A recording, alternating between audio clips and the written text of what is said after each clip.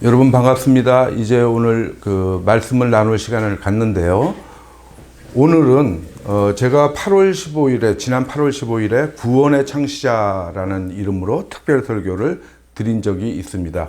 뭐 얼마나 특별해서인가 뭐 특별 설교라고 이름을 붙였느냐 그런 게 아니고요. 제가 그 주일 설교를 이렇게 시리즈로 쭉 산상수훈을 쭉 해나가던 중에 산상수훈 및 다른 복음을 좀 더 이렇게 체계적으로 여러분이 잘 이해하실 수 있게 하기 위해서 제가 그 사이에 끼워 넣기 때문에 특별 설교라고 했습니다. 거기에서 그 제목을 구원의 창시자라고 했는데, 오늘 말씀드리는 것은 그날은 구원의 어떤 그 틀, 메커니즘을 여러분한테 그 구조를 이해시키는데 제가 중점을 뒀고요.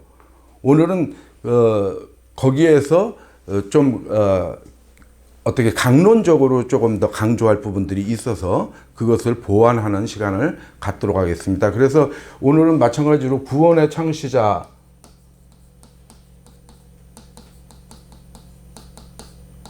후가 되겠죠.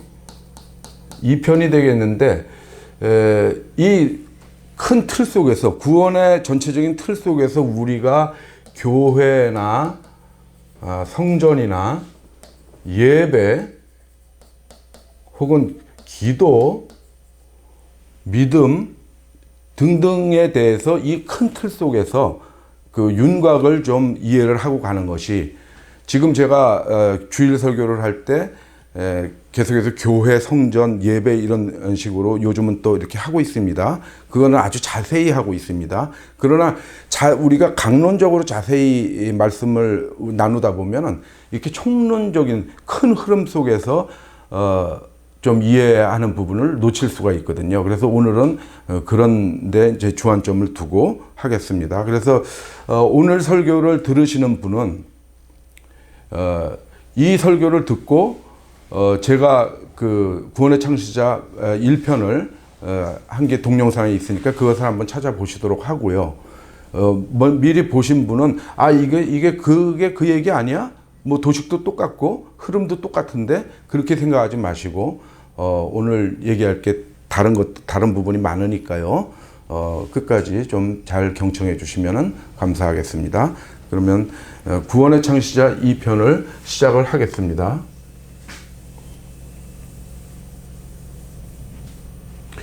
베드로전서 3장 15절을 보면은 이렇게 나옵니다. 너희 마음속에 그리스도를 주로 삼아 거룩하게 하고 너희 속에 있는 소망에 관한 이유를 묻는 자들에게는 대답할 것을 항상 준비하라. 그렇습니다. 소망에 관한 이유를, 우리 마음속에 있는, 우리 속에 있는 소망에 관한 이유를 묻는 자들에게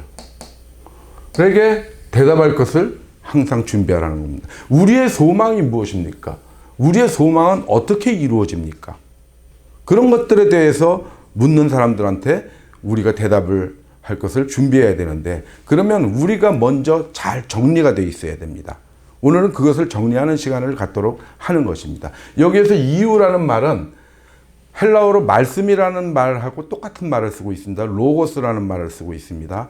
이따가 말씀을 여러분께 전해드릴 때, 말씀에 대한 설명을 드릴 때 이것을 여러분들께서 조금 기억하고 계시면 좋겠습니다. 그러면 우리의 소망은 무엇입니까? 우리의 소망은 하나님의 나라에 가는 것이죠. 근데 우리는 어디에 있습니까? 우리는 하나님의 나라에 있지 않고, 우리가 변화되기 전에 우리를 얘기하는 것입니다. 우리는 세상 속에 있습니다. 세상에 사는데 세상은 하나님의 나라하고 너무도 멀리 떨어져 있습니다.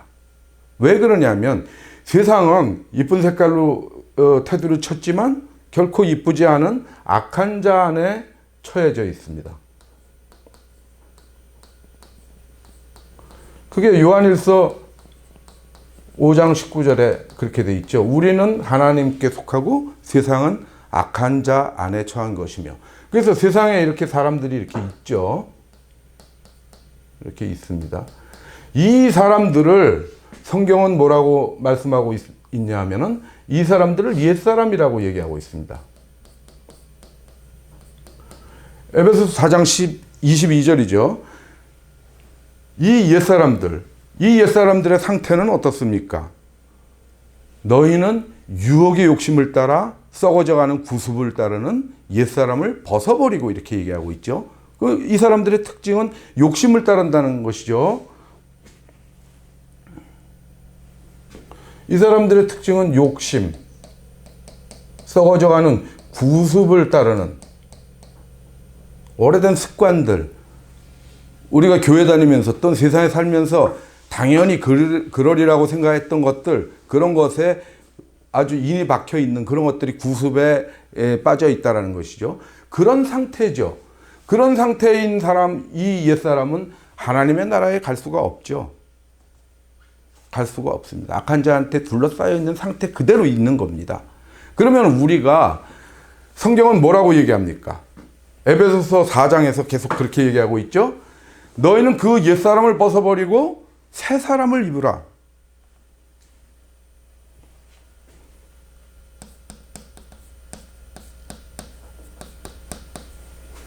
에베소서 4장 24절입니다. 요거만 써놔도 되겠죠. 여기까지는 안 써요. 22. 그러면 그 사이에 뭐라고 그럽니까? 오직 너희의 심령이 새롭게 돼요. 우리가 새롭게 태어난다라는 것이죠. 새로운 심령을 가져야 됩니다.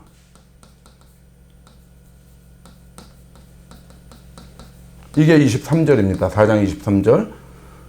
그것이 무엇입니까? 옛사람을 벗고 새로운 심령이 돼서 새 사람이 되는 그 과정이 거듭남입니다.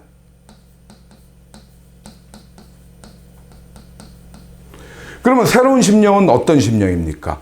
욕심과 구습에 꽉 차 있던 마음을 다 비워내는 겁니다. 그래서 심령이 가난한 자가 되는 겁니다. 그리고 우리가 죄를 향하는 더러운 마음들, 믿음과 의심 사이에서 왔다 갔다 하는 불결한 그런 모든 마음을 정결케 해서 청결한 마음이 되어야 됩니다.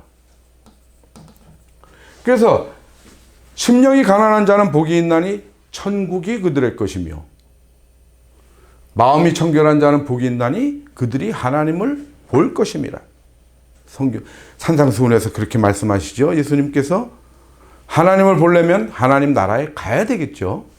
그래서 새로운 심령이 돼야 되는 것입니다. 그래서 거듭남이라는 것은 하나님 나라에 갈 전제 조건이 되는 것입니다.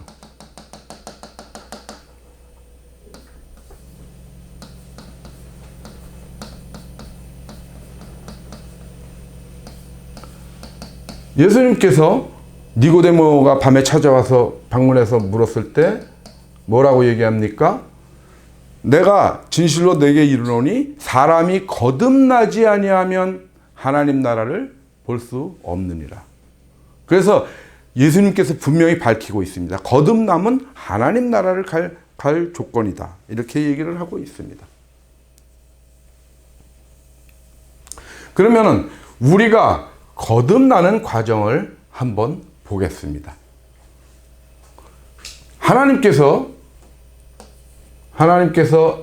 하나님 나라를 창설하셨습니다. 요거 하나님의 나라 1편에서도 얘기했지만 여러분 못 들으신 분한테 얘기하는데 왜 저렇게 쓸까 하는데 제가 이 도표를 그리고 할 때 시간과 공간을 절약하기 위해서 이렇게 씁니다. 이거는 헬라어 알파벳인데 세타라고 하나님을 뜻하는 데오스의 첫 머리 글자죠. 그래서 이렇게 보통 많이 사용을 하죠. 그래서 여러분들한테 좀 양해를 구합니다. 하나님의 나라, 하나님 막 많이 등장하기 때문에 좁은 공간에도 써야 되기 때문에 이렇게 사용한다는 것을 좀 알아두시기 바랍니다. 하나님께서 하나님의 나라를 창설하셨습니다. 하나님의 나라는 하나님께서 통치하시는 곳, 하나님의 통치권이 미치는 영역, 그것이 하나님의 나라죠. 하나님께서 이런 나라를 창설하시고 여기 세상 사람들을 이곳으로 보내고 싶어 하십니다. 그러나 보셨죠? 이 상태에서는 하나님 나라 갈 수 없고 이 상태가 돼야 되는데 이 사람들 스스로 거듭나서 새 사람이 될 수 없다는 것을 하나님은 알고 계시죠. 답답하죠. 그러나 이 세상을 사랑하시는 하나님께서 어떻게 하십니까? 이 과정, 이 거듭남의 과정을 진행시키시기 위해서 자기의 아들을 보내십니다. 자기 아들을 우리에게 보내주십니다. 그것이 요한복음 3장 16절이죠. 하나님이 세상을 사랑하시니까 자기 아들을 보내셔서 그를 믿는 자마다 멸망하지 않고 영생을 받게 하셨다 라는 것입니다. 그래서 이 네모에는 JX 이렇게, 이것도 예수 그리스도도 너무 기니까 이렇게 약자로 쓰겠습니다. 영어로는 지저스 크라이스트입니다. 그 약자로 쓰겠습니다. 예수님을 보내셔서 예수님께서 우리를 부르십니다. 옛사람인 상태에 있는 우리를 불러내십니다. 예수님은 어떻게 오셨습니까? 어떤 상태로 오셨습니까? 참빛으로 오셨습니다. 참빛, 곧 세상에 와서 각 사람에게 비추는 빛이 있었나니. 요한복음 1장 9절이죠. 제가 다 일일이 이렇게 성경 구절을 적는 것은 여러분들이 한번 이렇게 찾아보시라는 겁니다. 직접 한번 성경 구절을 좀 찾아보시고 여러분들이 이 도표를 머릿속에 잘 익히시라고 일일이 적습니다. 빛으로 오신 예수님께서 옛사람한테 어디에서 어디로 불러내십니까? 어두운 데서 빛으로 불러내십니다. 그의 빛으로 들어가게 하십니다. 어두운 데서 불러내서 그의 기이한 빛으로 들어가게 하십니다. 왜? 예수 그리스도께서 빛이시니까. 그것이 베드로전서 2장 9절입니다. 그 말씀을 하고 있습니다. 너희는 택하신 백성이요 거룩한 나라여 왕같은 제사장들이 쭉 나오지만 결국은 결론이 뭐냐? 어두운 데서 너희를 기이한 빛으로 불러내셨다라는 겁니다. 그래서 참빛이신 예수 그리스도께서 우리에게 와서 우리를 자기 땅에 오셔가지고 자기 백성을 부르시지만 자기 백성이 영접하지 않았죠. 빛으로 오신 예수님을. 세상이 그런 말미암아 지은 바 되었고 다 그랬지만 그거 알지 못하고 세상이 영접하지 않았습니다. 그러나 영접하지 않았는데 많은 애들이 영접하지 않았지만 그 중에 영접하는 자가 있었겠죠. 그래서 얘가 이렇게 영접을 합니다. 영접하는 자, 곧 그 이름을 믿는 자. 영접하는 자는 예수 그리스도를 믿는 자입니다. 에게는, 영접하는 자에게는 무엇이 주어집니까? 하나님의 자녀가 되는 특권이 주어집니다. 하나님의 자녀가 되는 자격증이 주어지는 것입니다.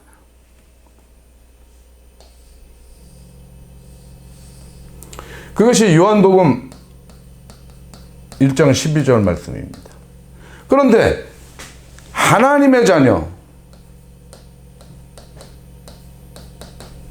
하나님의 자녀가 되는 이것은 자격증이죠.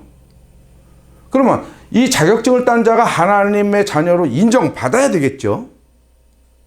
그것이 바로 거듭나야 되는 것입니다. 왜 그러냐면 하나님의 자녀란 무엇입니까? 요한복음 바로 다음 절이죠.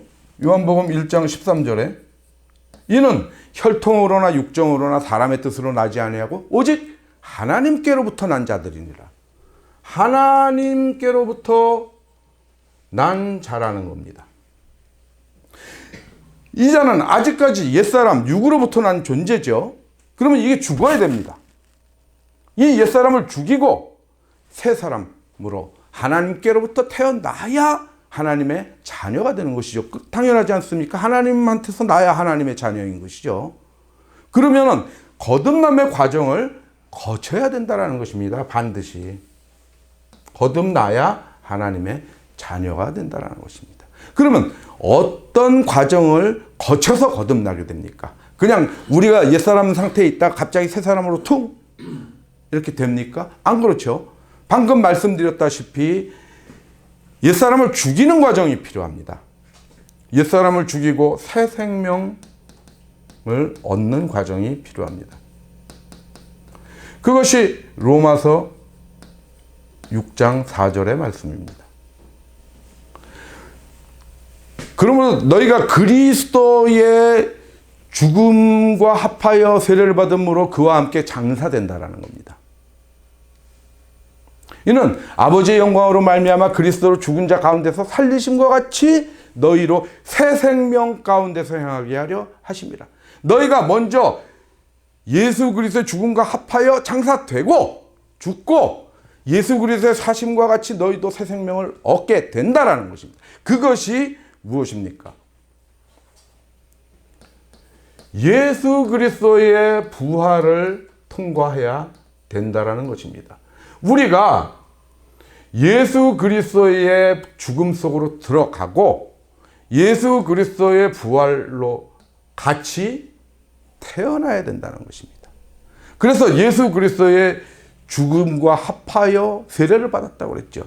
그래서 우리가 세례를 저번에도 했지만 오늘도 잠깐 살펴보도록 하겠습니다. 세례란 무엇이냐? 세례는 두 가지가 있죠. 하나는 실질적 세례가 있습니다. 하나는 형식적 세례가 있습니다. 실질적 세례는 로마서 6장 3절 4절에서 설명하고 있죠. 이거는 베드로전서 3장 21절에서 형식적 세례를 얘기하고 있습니다. 멋있죠? 이런 방법이 있습니다. 여기 공간이 너무 좁아서 합니다. 실질적 세례 로마서 6장 3절에서 4절에서 어떻게 얘기하고 있습니까? 무릇 그리스도 예수와 합하여 세례를 받은 우리는 그의 죽음과 합하여 죽으심과 합하여 세례를 받은 줄을 알지 못하느냐? 이 실질적 세례는 예수 그리스도 속으로 들어가는 것입니다. 이 합하여라는 말은 무엇이냐면 헬라어로는 에이스인데 영어로는 인투입니다. 예수님 속으로 들어가고 예수님의 죽음 속으로 들어갔다가 새 생명을 얻는 것이 실질적 세례라는 것입니다. 그러면 형식적 세례는 무엇입니까? 이것의 그림자입니다. 실질적 세례의 그림자 그리고 상징입니다. 베드로전서 3장 21절에 분명히 말씀하고 있습니다. 물은 그리스도 예수 그리스도의 부활하심으로 말미암아 이제 우리를 구원하는 표라는 겁니다. 헬라어로 엔티티포스인데 이거는 상징, 영어로는 심벌 그렇게 합니다. 히브리서에서는 딱 2번 나옵니다. 그 단어가. 근데 여기에 베드로전서에 나오고 히브리서에 나오는데 히브리서 9장 24절에 보면 참의 그림자 이렇게 할 때 그림자라고도 쓰입니다. 이 표, 그림자 혹은 그런 뜻입니다.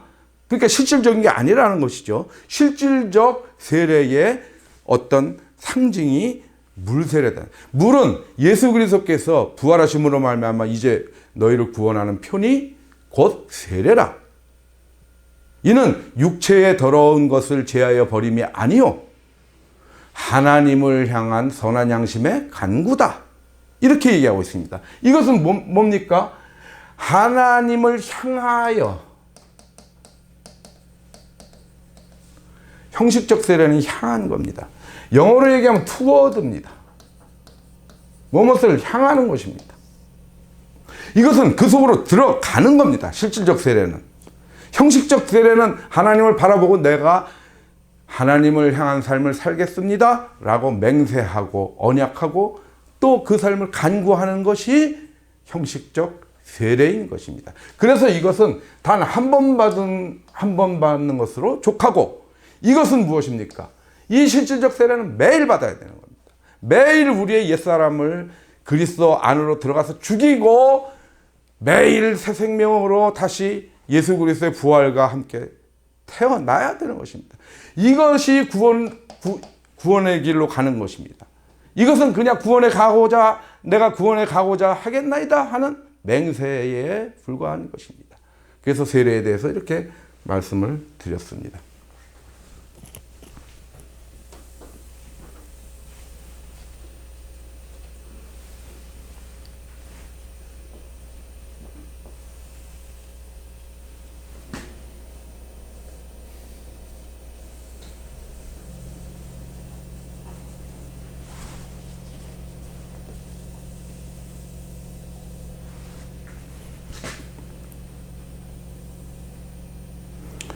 그러면은 요거를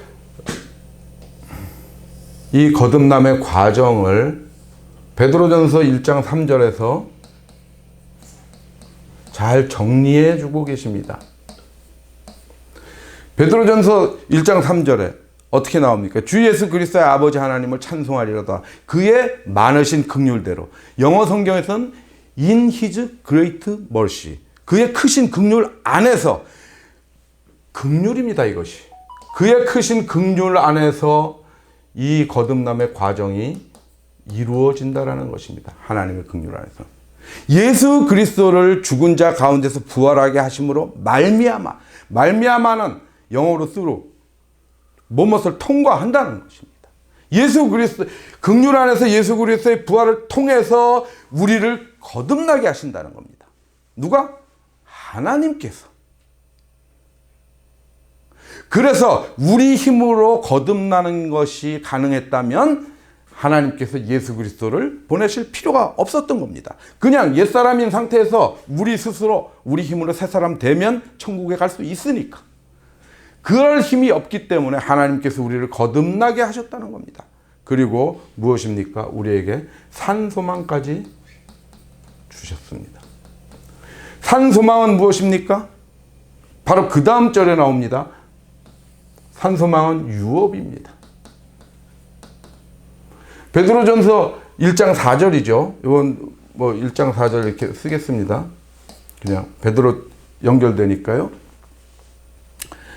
이 유업은 무엇입니까? 썩지 않고 더럽지 않고 쇠하지 않은 유업인데 이거 너희를 위해서 하늘에 간직하신 것이라. 유업은 유산입니다.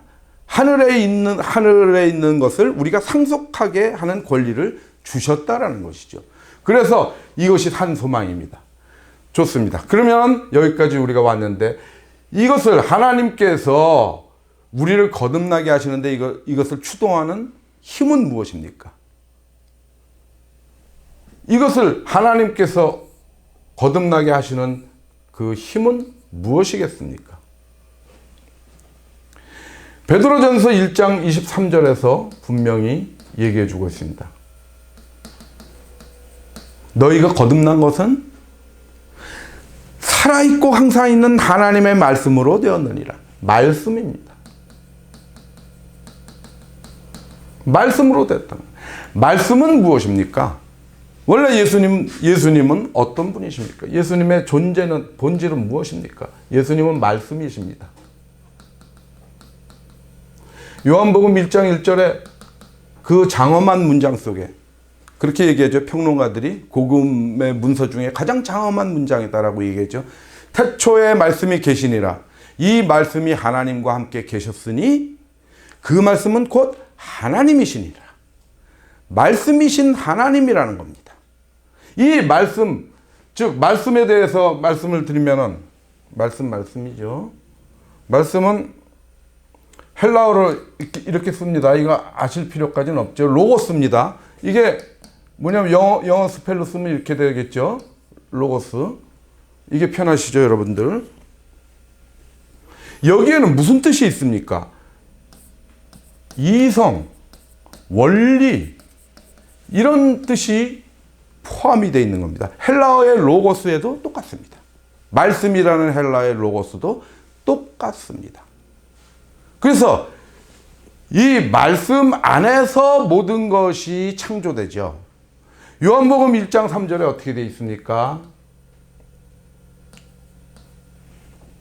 만물이 그로 말미암아 지은 바 되었으니 지은 것이 하나도 그가 없이는 된 것이 없다. 모든 것이 창조될 때, 만물이 창조될 때 이 말씀을 통해서 됐다라는 겁니다. 다시 말하면 원리를 통해서, 원리대로 지어졌다는 것입니다. 만물 속에는 뭐가 있습니까? 물질계도 있고 정신계도 있지 않겠습니까? 물질계는 우리 우주 삼라만상을 움직이는 중력의 법칙, 이런 것들, 또 화학의 법칙, 생물학적 법칙, 그런 것들이 다 원리대로 창조된 것이고, 정신계 또한 피조물입니다. 구원의 시스템도 그렇게 원리대로 창조된 것이고, 구원에 이르도록 하는 믿음, 또한 원리대로 창조된 것입니다. 그래서 제가 앞서 제목으로 창시자라는 말을 썼죠. 창시자라는 말을 썼을 때 해당되는 것이 성경에 세 번 나옵니다. 구원의 창시자. 아까 히브리서 2장 10절이었죠. 믿음의 창시자. 히브리서 12장 2절입니다. 생명의 창시자. 사도행전 3장 15절에 이렇게 나옵니다. 이 창시자라는 말은 영어로 author입니다. 저자라는 겁니다. 무엇을 만든 거, 입안자, 계획해서 만든 자입니다. 성경에서 이 author라는 단어로 쓰는 이 헬라어 아르케고스하고 상응하는 그 단어는 이렇게 3번 쓰입니다. 여기는 물론 한글 성경에서 믿음의 주, 생명의 주 하죠. 여기만 구원의 창시자라고. 같은 것입니다. 만물이 그로 말미암아 지음받은 겁니다.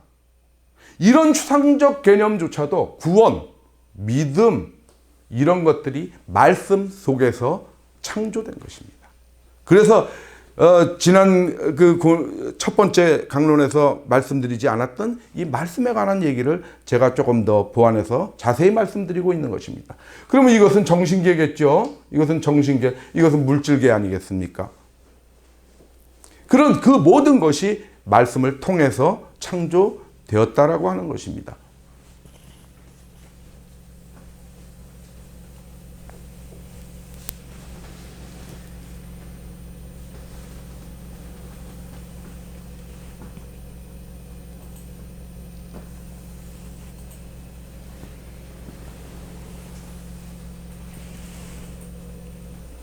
말씀에 대해서 이렇게 지금 얘기를 했고요. 그 다음에 무엇입니까?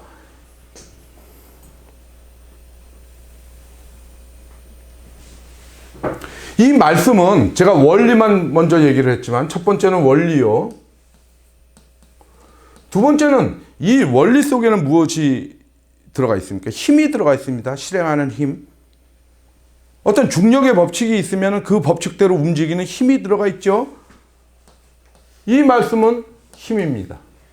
실질적인 힘입니다. 이 프로세스를 움직이는 동력이, 추동력이 되는 것입니다. 히브리서 4장 12절에 뭐라고 그럽니까? 하나님의 말씀은 살아있고, 여기서도 살아있다고 그랬죠?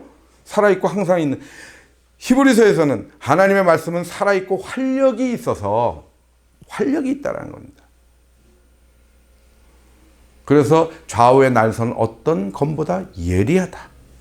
그것은 혼과 영의 관절, 골수를 쪼갠다. 그런 힘이 있다. 라고 말씀을 하고 있습니다. 그래서 우리가 말씀이 우리를 거듭나게 하는 하나님의 구체적인 추동력이라는 것을 우리가 말씀을 나눴습니다. 그렇게 돼서 하나님께서 우리를 거듭나게 하셔서 하나님의 자녀가 됐습니다. 그러면 이 하나님의 자녀가 위치하는 곳은 어디입니까? 하나님의 자녀는 새 생명을 얻은 새 사람입니다. 그러면은 이것은 다른 말로 뭐라고 얘기할 수 있겠습니까? 새로운 피조물입니다. 다시 지음을 받은 자겠죠? 새로운 피조물입니다.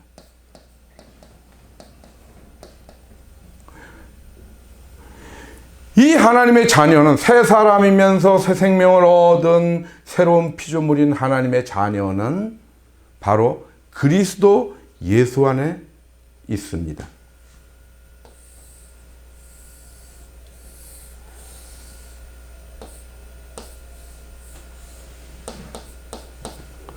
예수 그리스도 안에 있는 것입니다. 보십시다. 성경에서 분명히 말씀하고 있습니다. 고린도후서 5장 17절에 그런즉 누구든지 그리스도 안에 있으면 새로운 피조물이라. 이렇게 이해하고 있죠. 그러니까 새로운 피조물, 새 생명, 새 사람, 하나님의 자녀는 그리스도 안에 있을 때 이것이 성립하는 것이죠.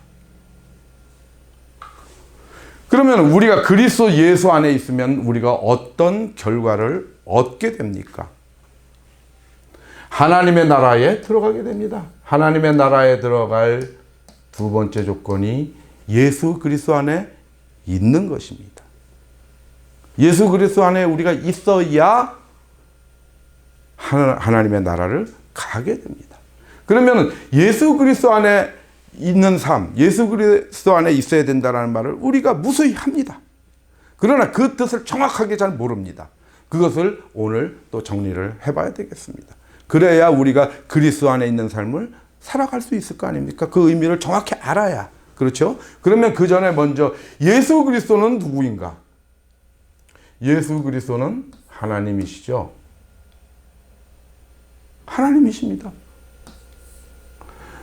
요한복음 1장 1절에 그렇지 않습니까? 예수 그리스도. 그 말씀은 곧 하나님이시니라. 빌립보서 2장 6절에서는 그는 본래 하나님의 본체라고, 하나님의 본체라는 겁니다. 그렇게 선언하고 있습니다. 빌립보서 2장 5절부터 8장까지 무엇에 대해서 설명합니까? 예수 그리스도의 품성, 곧 온유와 겸손에 대해서 얘기하는데 거기에서 뭐라고 그럽니까? 그는 본래 하나님의 본체시나 하나님과 동등됨을 취하려 하지 아니하시고 자기를 비우고 낮춰서 죽기까지 순종해서 십자가에 달리셨다. 그것이 온유와 겸손이다. 그렇게 말씀하실 때 빌립보서 2장 6절에서 콕 집어서 예수 그리스도는 하나님의 본체다. 그 다음에 요한일서 5장 20절에 뭐라고 얘기합니까? 그는 참 하나님이요 영생이시다. 이렇게 우리에게 알려주고 있습니다. 이 말씀들이 어디서 근거한 것일까요? 요한복음 10장 30절이죠. 여기서 예수님께서 직접 얘기하시죠. 나와 아버지는 하나이니라. 분명히 이렇게 선언하십니다. 수전절 때 마지막 이제 시즌이죠. 예수님 돌아가시기 전에 6월절 한 넉 달 전에 수전절에 예루살렘에서 이런 대형 선언을 하십니다. 그리고 유대인들이 죽이려 하니까 몸을 숨기시고 요단강 건너편 베레아 지역에 가서 전도 사역을 하시고 마지막에 십자가에 달리시러 일주일 전에 다시 예루살렘으로 오시죠. 그러니까 그 전에는 이 전도 사역 초기에는 그런 말씀 하시지 않았죠. 정체를 완전히 드러내진 않았습니다. 그러나 마지막에 가서는 확실하게 말씀하십니다. 나와 아버지는 하나다. 그것을 근거로 해서 이런 사도들의 신앙의 고백이 나오게 되는 것입니다. 그래서 예수 그리스도는 하나님이다. 그러면 어떻습니까? 우리가 그리스도 예수 안에 있는 삶이라는 것은 하나님 안에, 성령 안에, 이거 동의어겠죠. 그런데 성경에 성령 안에라는 말은 그렇게 자주 나오진 않습니다. 하나님 안에, 예수 그리스도 안에는 무수히 나옵니다. 그것을 우리는 달리 생각할 게 아니고 같은 거구나. 우리는 하나님 안에 있어야 되고 예수 그리스도 안에 있어야 되는 거구나. 이렇게 생각을 하면 됩니다. 그러면 하나님과 예수 그리스도가 같은데 그럼 도대체 예수 그리스도 안에 있다라는 것이 무엇을 의미하느냐? 그것의 의미는 무엇이냐? 그것을 좀 얘기하자. 이렇게 말씀하시겠죠. 그래서 예수 그리스도 안에 있다라는 것은 우리 마음대로 생각하는 것이 아닙니다. 우리가 교회 열심히 다니고 뭐 꼬박꼬박 새벽기도 나가고 그런다고 예수 그리스도 안에 있는 삶이 아닙니다. 그것은 성경이 정의하고 있습니다. 예수 그리스도 안에 있는 것이 무엇이다라는 것을 분명하게 말씀하고 계시기 때문에 우리는 성경을 따라야 합니다. 요한일서에서 다 정리해주고 계시죠. 요한일서 2장 5절, 3장 24절, 4장 15절, 4장 16절.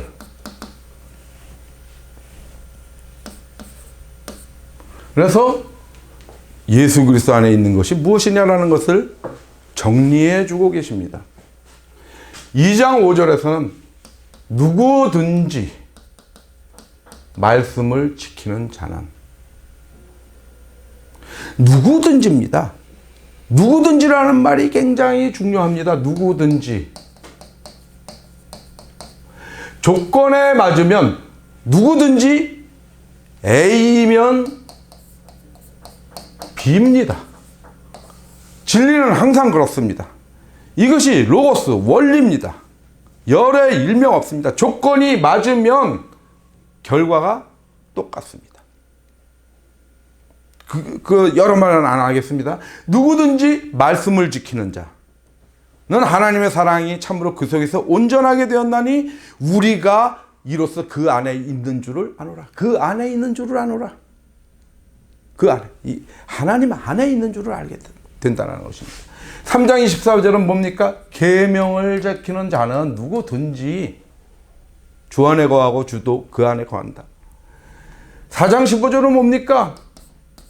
예수를 하나님의 아들이라 시인하며.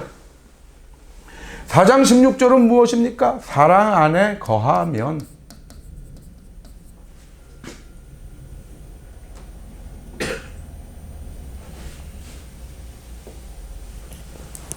사랑 안에 거하면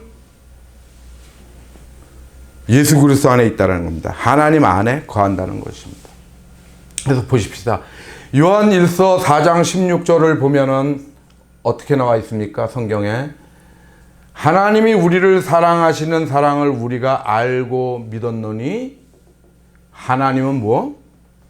하나님은 사랑이라는 겁니다. 요한일서 4장 16절 방금 말씀드린 그것입니다.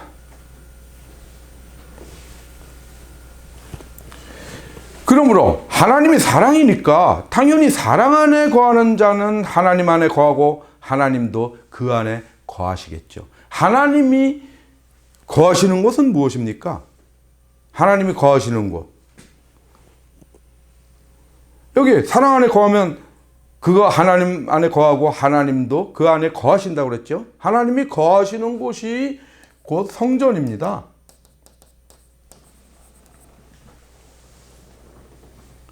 그래서 너희는 너희가 하나님의 성전인 것을 알지 못하느냐 하고 고린도전서 3장 16절에서 묻고 있는 것입니다. 왜? 하나님이 계시는 곳이 성전이니까. 너희가 하나님의 성전이며 하나님의 성령이 너희 안에 계시는 것을 알지 못하느냐? 고린도전서 3장 16절에서 이렇게 묻고 있는 것입니다. 그래서 하나님의 자녀는 새로운 새 사람, 새 생명, 새로운 피조물이면서 동시에 성전입니다.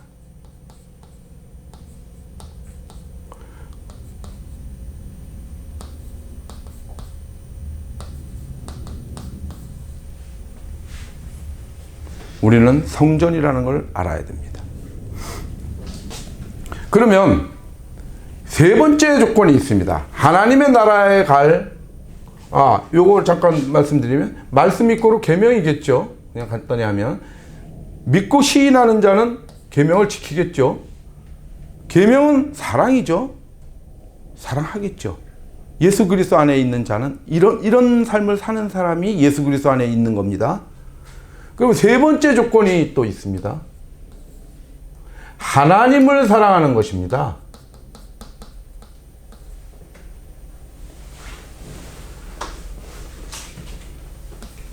야고보서 2장 5절입니다. 하나님을 사랑하는 것이 하나님 나라에 갈 조건입니다. 야고보서 2장 5절에 어떻게 나옵니까? 하나님께서 세상에서 가난한 자를 택하사 믿음에 부요하게 하시고 자기를 사랑하는 자들에게 약속하신 나라를 상속으로 얻게 하지 아니하셨느냐. 자기를 사랑하는 자들에게 상속으로 주겠다는 겁니다. 이것을. 그러면 우리가 하나님을 사랑하는 것에 대해서 정확히 알아야 되겠죠. 두 번째로 우리가 여기서 살펴볼 것은 하나님을 사랑하는 것. 이것이 무엇이냐라는 겁니다. 우리가 자식을 사랑하듯이, 우리가 애인을 사랑하듯이 그런 사랑입니까? 결코 그렇지 않습니다. 우리는 보이지 않는 대상인 하나님을 우리가 사는 이 3차원 공간에서 이루어지는 그런 사랑이라고 생각하면 큰 착각입니다. 그런 대상 자체가 아닙니다. 하나님은. 그래서 하나님을 사랑하는 것은 그럼 도대체 무엇일까? 맨날 목사님이 우리 여집사님들한테 집사님은 하나님을 사랑하십니까? 이렇게 물어봤을 때 예, 사랑합니다 하고 대답은 하고 왔지만 뭔가 찝찝한 그 해답을 성경에서 분명하게 또 얘기해 주고 있습니다. 요한 1서에서. 요한 1서 5장 3절에서 하나님을 사랑하는 것은 이것이니 다른 게 아니라는 겁니다. 답을 바로 줍니다. 그의 계명을 지키는 것이라.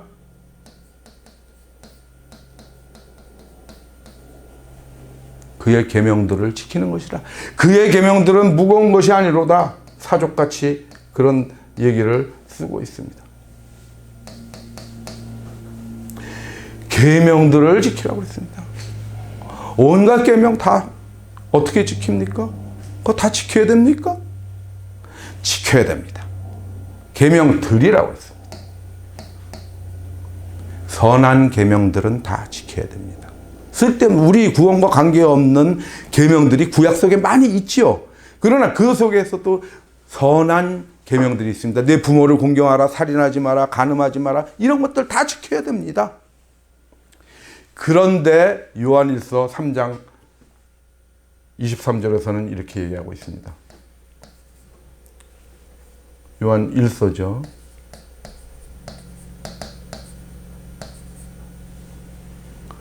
그의 계명은 이것이니 또 그럽니다. 그것도 정의하고 있습니다. 그 아들 예수 그리스도의 이름을 믿고 그가 주신 계명대로 어떻게?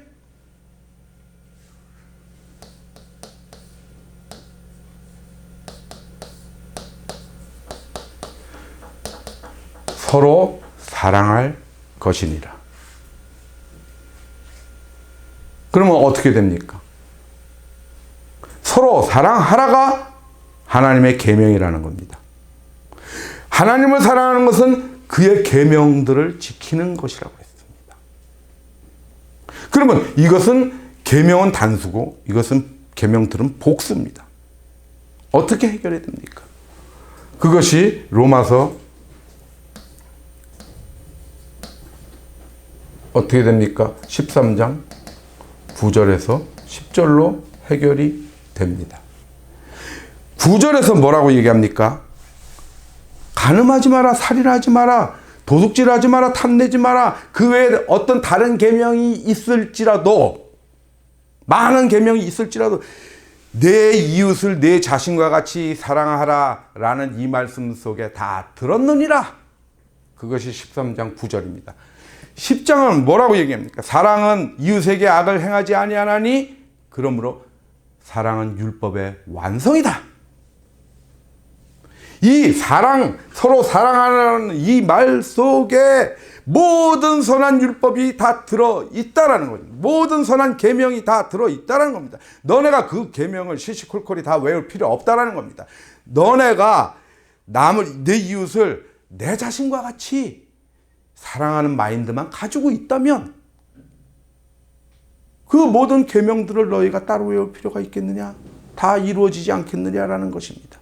그래서 예수님께서 딱 한 계명만 주고 떠나신 것입니다. 서로 사랑하라. 내가 너희를 사랑한 것처럼 너희도 서로 사랑하라. 이렇게 말씀하신 겁니다. 로마서 13장 9절은 무엇입니까? 10절은 사랑은 율법의 완성이다. 이것을 여러분들이 새기시기 바랍니다. 그러면 우리가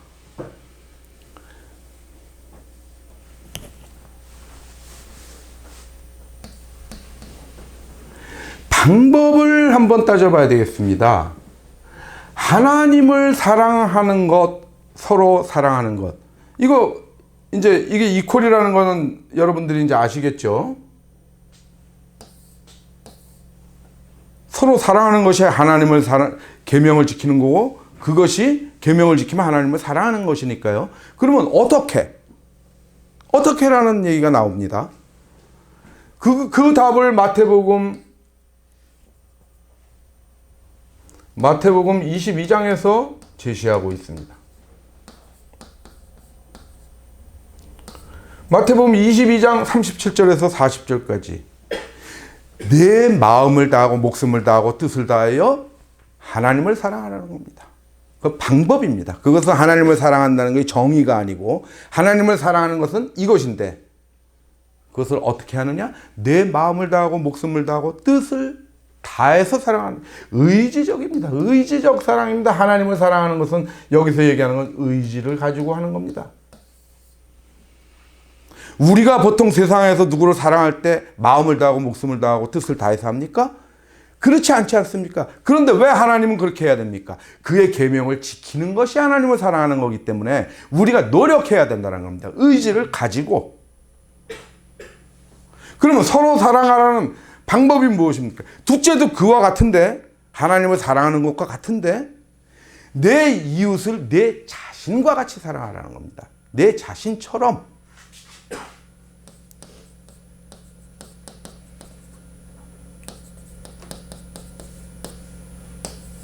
방법이 그것입니다. 이웃을 우리가 서로 사랑하는데 어떻게 사랑하지? 이웃을 역지사지하라는 겁니다. 저 사람이 벗고 있어요. 추운 날. 그럼 나라면 어떤 상황일까? 옷을 입겠죠? 저 사람은 옷을 입을 능력이 없습니다. 그러면 옷을 입혀줘야 되겠죠. 저 사람이 배고픈 상태에 있죠? 나는 가서 먹죠. 저 사람은 음식을 사 먹을 돈이 없습니다. 그것이 너처럼 사랑하라는 겁니다. 이웃을 역지사지해버리는 겁니다. 입장을 바꿔놓고 항상 생각해버리는. 그 사랑의 개념은 물질적인 것뿐만이 아닙니다. 우리의 신앙생활을 할 때 저 사람이 어떤 위로를 필요로 할 때, 저 사람이 어떤 신앙적 공경에 빠졌을 때, 시험에 들었을 때, 그러면 입장을 바꿔놓고 내가 저 사람 입장에 있다면 무엇이 필요하겠는가? 그것을 그에게 제공하라는 겁니다. 그를 도우라는 겁니다. 너처럼. 그것이 내 자신과 같이 서로 사랑하는 것. 이것은 무엇입니까? 하나님을 사랑하는 것과 서로 사랑하라는 게 동일하다고 그랬죠. 방법도 동일합니다. 의지적이어야 됩니다. 의지적. 저절로 되는 거 아닙니다. 이거 그렇게 저절로 이렇게 사는 것처럼 거짓말하고 다니시지 마십시오. 절대로 이거 불가능합니다. 내 자신처럼 이웃을 사랑하는 것은 자식 정도 외에는 불가능합니다. 사람이. 남을 절대로 이렇게 사랑할 수 없습니다. 우리가 하나님을 그렇게 사랑할 수 없듯이 이것 또한 노력하라는 겁니다. 이렇게 살도록. 그런데 무엇라고 했습니까?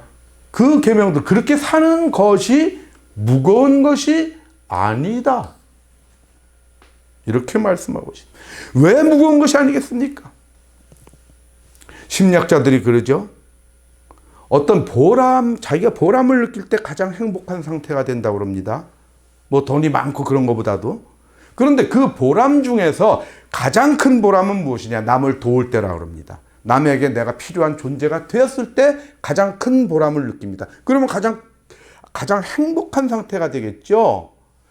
그러므로 남을 돕는 것, 우리가 내 이웃을 내 자신과 같이 사랑할 때 가장 큰 보람을 느끼게 되는 거죠. 행복한 상태가 되는 것입니다. 그러므로 절대 하나님의 계명이 무거운 것이 아니라는 것입니다. 다 사랑의 계명이므로 우리가 보람을 느끼게 되고 행복을 느끼게 되므로 절대로 하나님의 계명들이 무거운 것이 아니다라는 거지. 그래서 보면은 무엇입니까? 이 그리스도 예수 안에 있는 삶이라는 것이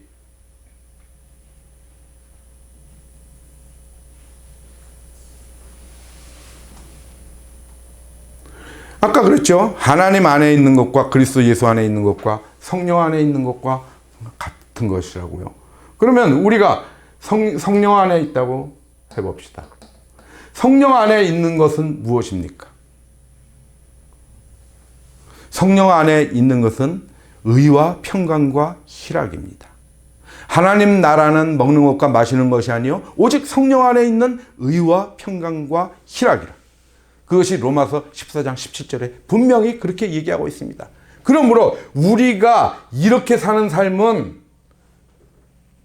무거운 계명을 지키면서 사는 것이 아니고 이것이 바로 이렇게 사는 게 성령 안에 있는 삶을 사는 것이므로 의와 평강과 희락 속에서 사는 것입니다. 그래서 사도 바울이 항상 기뻐하라. 그래서 우리가 항상 기뻐할 수 있는 것입니다. 진정으로 이런 삶을 산다면. 그런데 보십시다. 그러면은 하나님을 사랑하는 것과 예수 그리스도 안에 있다라는 것은 어떤 관계성이 있을까요? 보십시다. 하나님을 사랑하는 것은 그의 계명을 지키는 것이죠. 그의 계명은 서로 사랑하라죠. 그런데 바로 그 다음 절에 뭐라고 나왔습니까? 아까 예수 그리스도 안에 있는 계명을 지키는 자는 주 안에 거하는 것이고 주도 그 안에 거한다. 뭡니까?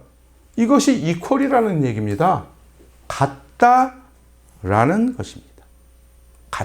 똑같은 얘기다 라는 것입니다. 그래서 우리가 볼 때, 여기서 볼 때 1번, 2번은 같은 것입니다. 1번은 무엇입니까? 거듭남은 무엇입니까? 거듭나서 예수 그리스도 안에 있지 않으면 이것이 불가능하겠죠. 조건입니다. 1번은. 거듭나야 2번, 3번을 수행할 수 있는 것입니다. 그렇게 돼서 우리가 그리스도 안에 있으면 어떻게 됩니까? 우리에게 구원이 주어지겠죠. 이것이 에베소서 2장 5절에서 6절입니다. 뭐냐면 허물로 죽은 우리를 그리스도와 함께 살리셨고 너희는 은혜로 구원을 얻은 것이라. 또 함께 일으키사 그리스도 예수 안에서 함께 하늘에 앉히시니. 예수 그리스도 안에서 우리가 하늘나라로 가는 엘리베이터, 그러니까 예수 그리스도입니다. 그 안에 들어가야 하늘로 올라가게 되는 것입니다. 그래서 여기까지가 우리가 하나님께서 독생자를 보내신 그 예수 그리스도를 믿고 부활을 통해서 거듭나서 예수 그리스도 안에 있음으로 예수 그리스도와 함께 하늘나라로 가는 구원의 여정의 그 프로세스를 다 설명드린 것입니다. 구원까지는 그렇습니다. 그런데 예수님께서 어떻게 보시냐면 여기 지금 우리가 산소망을 갖고 있죠. 아직 소망 상태입니다. 유업을. 이것을 도장 찍어 주십니다. 하나님한테 자기 피를 담보로 해서 계약서 한 장을 예수님과 우리 사이에 써 주십니다. 그것이 무엇입니까? 새 언약입니다.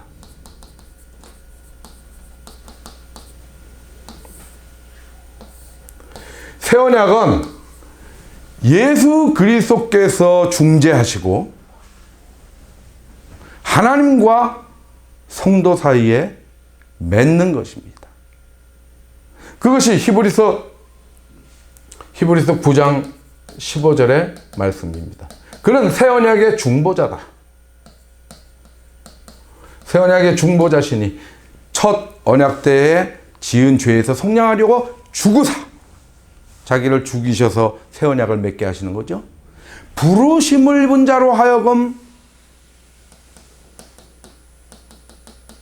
영원한 기업의 약속을 얻게 하셨다. 영원한 기업을 얻게 하셨다. 이것이 새 언약의 내용입니다. 부르심을 입은 자들은 대상입니다. 중보자는 이 새 언약을 맺게끔 하신 것입니다. 중보에 대해서 설명드렸었죠. 중보라는 건 뭐냐면 A와 B 사이에서 계약을 성사시키는 겁니다. 성사를 이렇게 부탁하는 것은 중보가 아닙니다. 확실하게 데리고 와서 계약을 맺게 하는 것이 중보입니다. 그래서 우리가 저번에도 말씀드렸지만 중보 기도라는 말이 틀렸다고 그랬죠. 중보는 우리가 흔히 쓰는 중보 기도는 내가 저 김진수 씨를 하나님 긍휼히 여겨 주시옵소서 하고 탄원하는 거라고 그랬죠. 그것은 하나님이 들어주실 수도 있고 안 들어주실 수도 있는 것입니다. 중보는 계약서 쓴 겁니다. 하나님께서 이 새 언약은 확실하게 우리에게 지켜주셔야 되는 겁니다. 그래서 중보자에 대해서 디모데전서 2장 5절에 어떻게 얘기하고 있습니까?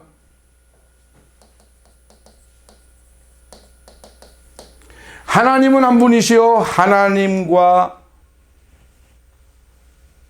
사람 사이의 중보자 또한 한 분이시니, 하나님도 하나고 중보자도 하나인데 그는 사람이신 그리스도 예수라. 분명하게 중보할 수 있는 사람은 예수 그리스도밖에 없습니다. 그래서 심지어 로마서 8장 26절 27절에 어떻게 나옵니까? 성령님께서 우리를 위해서 말할 수 없는 탄식으로 우리를 위해서 하나님께 간구하시죠. 그때 간구하다라는 동사가 무엇입니까? 중보하다입니까? 아닙니다. 탄원하다입니다. 영어로 인터시드를 쓰고 있습니다. 심지어 성령님마저도 중보하지 못합니다.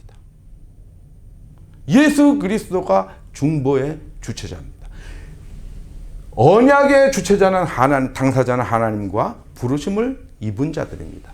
부르심을 입은 자들 요거를 조금 기억에 새겨 놓으시고 계시도록 하십시다.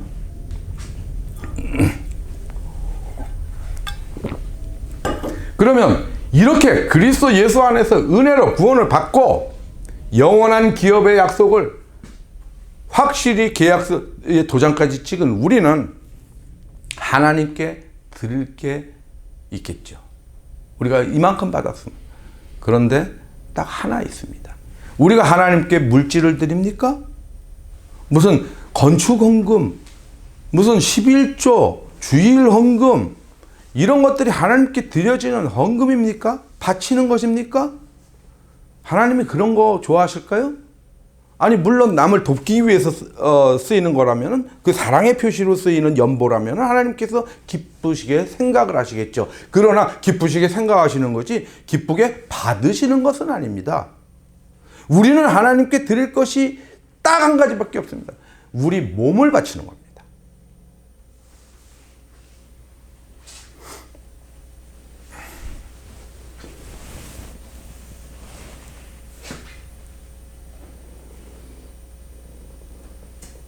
하나님의 자녀가 하나님한테 바칠 것은 무엇이 있겠습니까?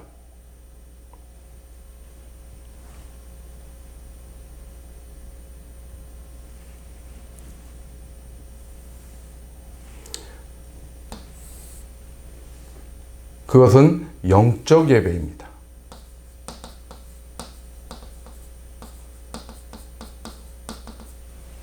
이렇게 하나님한테 바치는 것입니다. 그것은 로마서, 영적 예배는 로마서 12장 1절에 나오죠. 너희 몸을, 그 내용은 그것입니다. 영적 예배에 대한 내용은 그것입니다.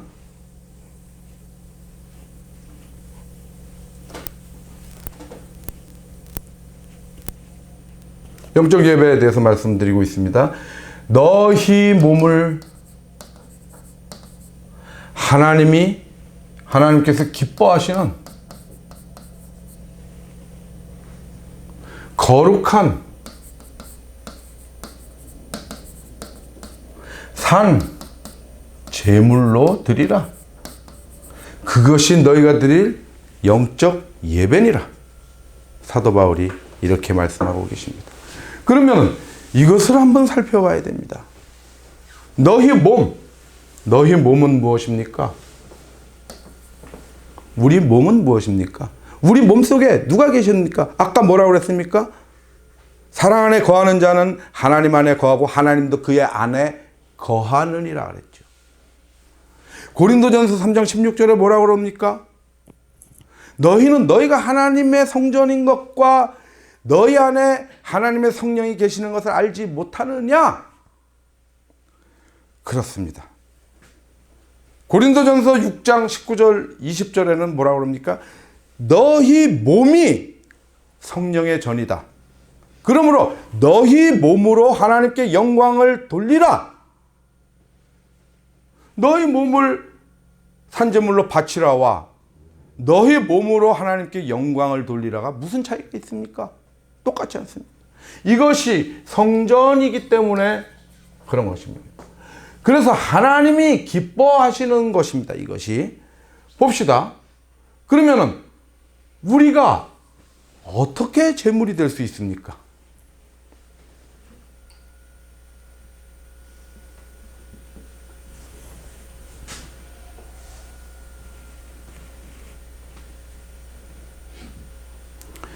예수님은 누구십니까? 자꾸 예수님 누구냐고 물어봐서 좀 그렇죠. 말씀이죠. 참빛이죠. 참 하나님이시죠. 그런데 결정적인 게 예수님은 화목제물이십니다.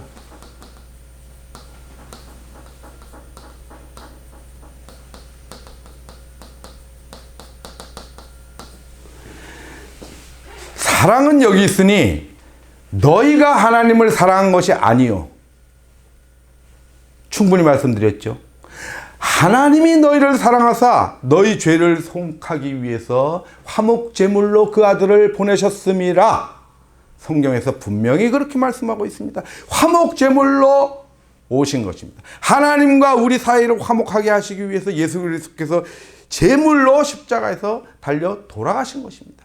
그래서 우리가 그 안에 있으면 우리 또한 제물의 자격을 얻게 되는 것입니다. 어디에서? 우리가 예수 그리스도 안에 있을 때.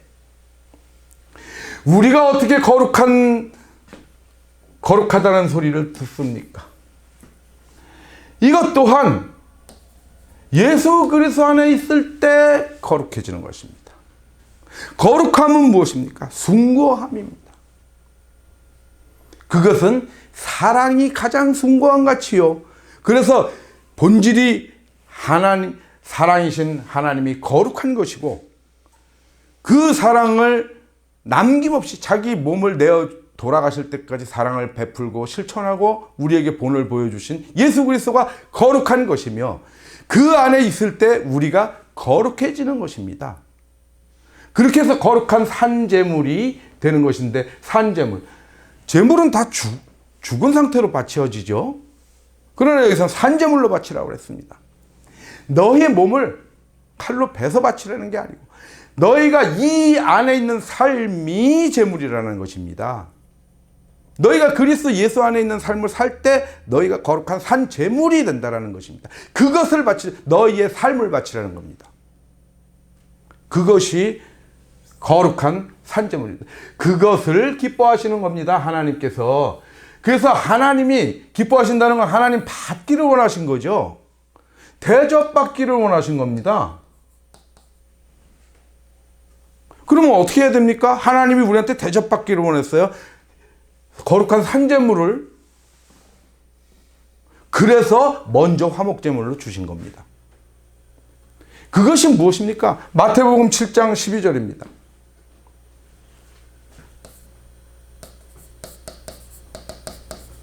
남에게 대접받기를 원하거든 너희가 남에게 대접하라.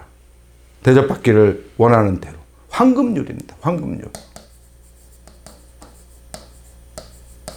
하나님이 그렇게 하시고, 왜? 예수님께서 하신 말씀이기 때문에, 곧 하나님의 말씀. 그러면 하나님이 먼저 실천으로 보여주셨습니다. 하나님이 기뻐하시는 거는 거룩한 산제물, 이거 대접받기를 원하시니까 먼저 우리한테 대접을 하는 겁니다. 자기 아들을 보내버린 거예요.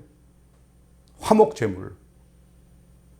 그렇게 복음은 전부 일관성을 갖고 있습니다. 이 복음은 이 얘기하고 저 복음은 저 복음을 얘기하는 게 아니고 다 일관성을 갖고 같은 얘기를 하고 있는 것입니다. 그러면 또 돌아옵시다. 그러면 영적 예배를 하는 자들이 거룩한 산제물, 예수 그리스도 안에서 거룩하여진 이 존재들, 영적 예배를 하고 있는 이 존재들이 연결되면 무엇이 됩니까? 각각의 성전이 연결되면 무엇이 됩니까? 그것이 교회입니다. 교회의 정의가 나오지 않습니까? 교회의 정의는 무엇입니까? 고린도전서 1장 2절에 분명히 교회에 대해서 얘기하고 있습니다. 하나님의 교회, 곧 그리스도 예수 안에서 거룩하여지고 성도라 부르심을 받은 자들. 거룩하여지는 건 예수 그리스도 안에서밖에 불가능하니까 성도 플러스 예수 그리스도의 이름을 부르는 자들, 이름을 부르는 자들, 그렇게 모여있는 사람 모여서 어떻게 합니까? 마태복음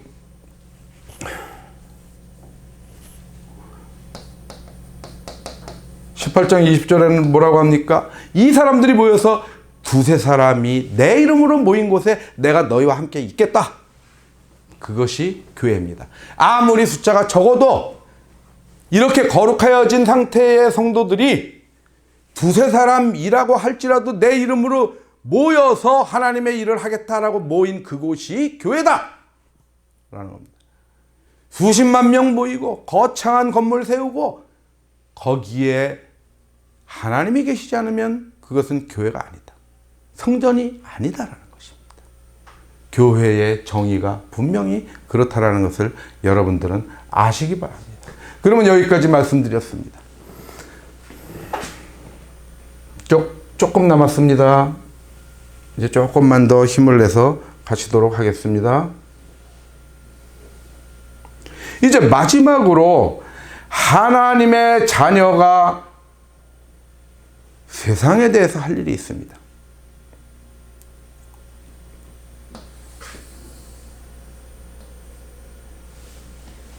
우리는 이렇게 거듭나서 구원받고 유업까지 받는 놀라운 은총을 받았습니다.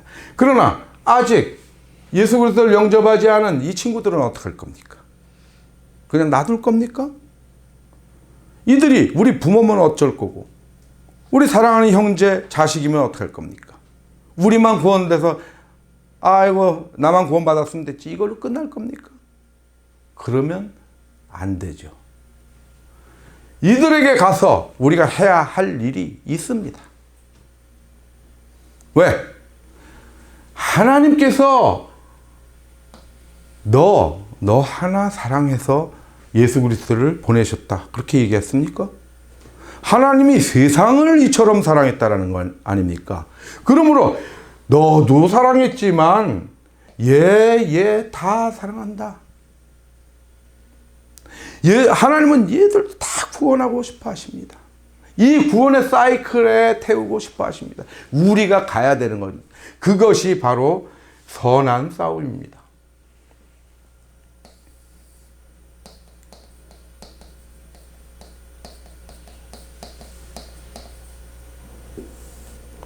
믿음의 선한 싸움을 싸우라. 영생을 구하라. 이를 위하여 네가 부르심을 받았고 많은 증인 앞에서 선한 증언을 하였도다.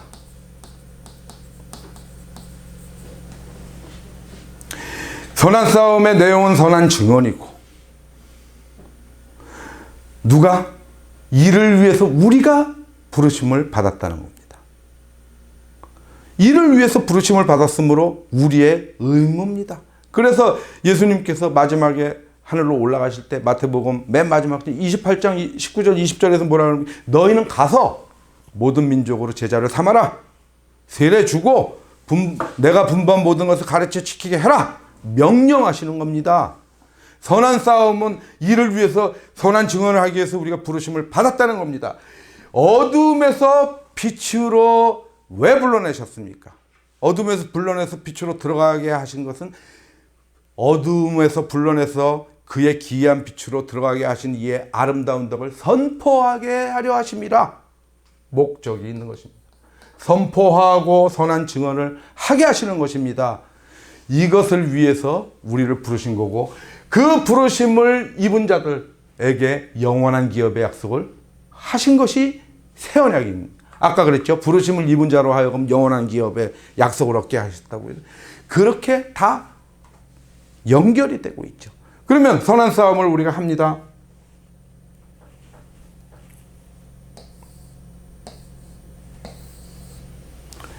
선한 싸움의 여정을 갑니다. 히브리서 12장 1절 2절. 히브리서 12장 1절 끝에서 2절 초반부만 보겠습니다.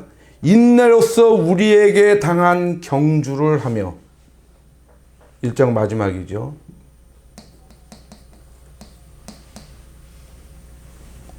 이 장 마지막 처음에 어떻게 나옵니까? 믿음의 주요 또 온전케 하시는 이인 예수를 바라보자. 예수를 바라보자. 이런 상태로 우리가 선한 싸움을 해야 됩니다. 인내로서 우리에게 당한 레이스를 하는 겁니다. 이 경주하고 싸움은 똑같은 단어입니다. 헬라어로 아곤입니다. 레이스입니다. 영어로 하면. 치고받고 하는 싸움이 아니고 자기 길을 가는 겁니다. 오직 예수 그리스도만 바라보고 가는 겁니다. 그것이 선한 싸움입니다. 그래서 여기에서 우리가 반드시 짚고 넘어갈 것이 있습니다. 예수 그리스도를 바라보는 것, 그것이 무엇이냐라는 겁니다. 기도입니다. 이것이 기도입니다. 기도에 대해서는 제가 나중에 자세히 하겠지만 이 전체 구원의 틀 속에서 어떤 개념으로 작용하는지 기도에 대해서 이해를 좀 하고 가시라는 겁니다. 기도는 부득이하게도 제가 헬라어를 쓰겠습니다.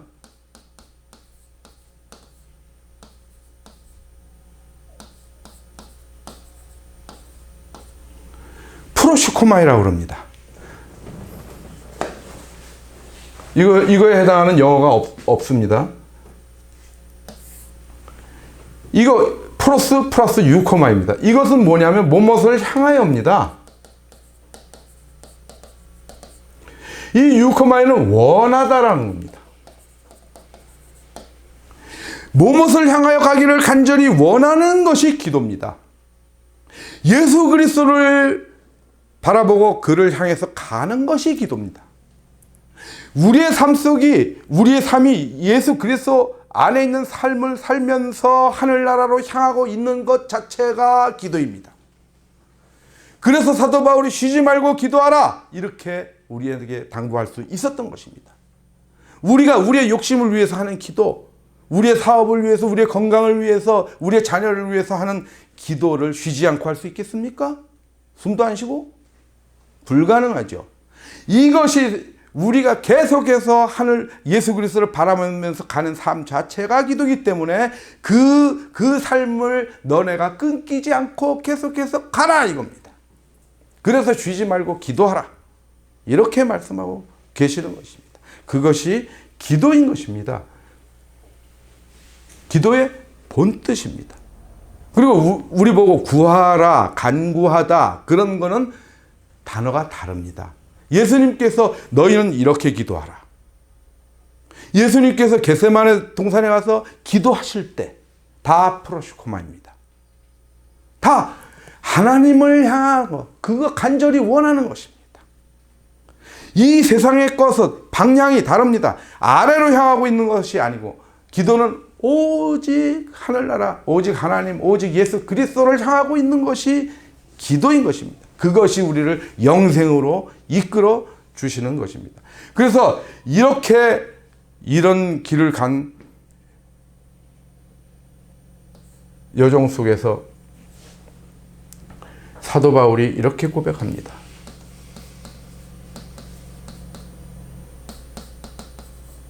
나는 선한 싸움을 싸우고 나의 달려갈 길을, 나의 레이스를 다 마치고 믿음을 지켰다. 믿음을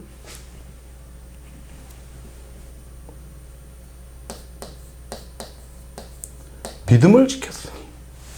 그러면 그 사도 바울에게 주어지는 것이 무엇입니까? 선한 싸움에서의 승리 아니겠습니까? 그렇죠.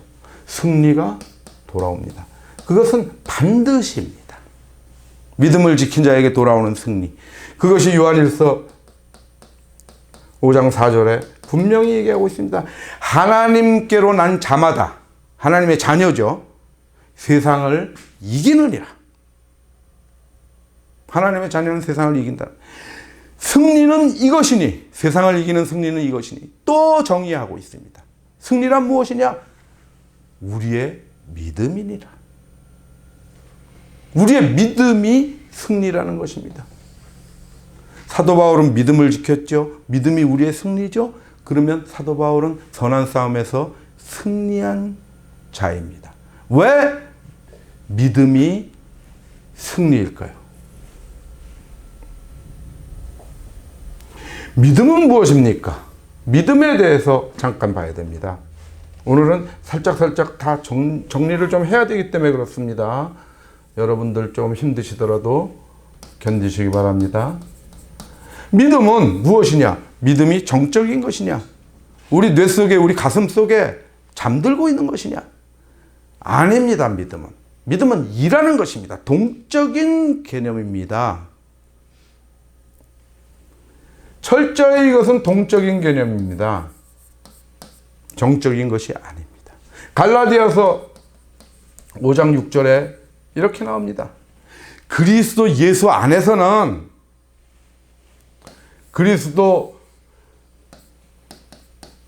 안에서는 할례나